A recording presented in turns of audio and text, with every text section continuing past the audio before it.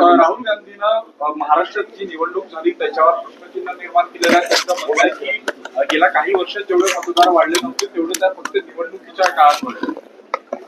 रोज खोटं बोललं की लोकांना खरं वाटतं असं राहुल गांधींना वाटत असल्यामुळे त्या गोष्टी ते सातत्याने बोलतात. आपण बघितलं असेल, हा आरोप यापूर्वी त्यांनी लावला.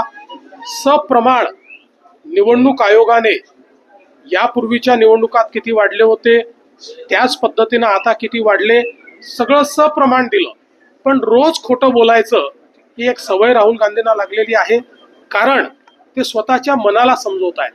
जोपर्यंत राहुल गांधी या ठिकाणी सत्य स्वीकारणार नाहीत, जोपर्यंत ते जागे होऊन जमिनीवर काम करणार नाहीत, तोपर्यंत त्यांच्या पक्षाला कुठलंही भवितव्य उरलेलं नाही.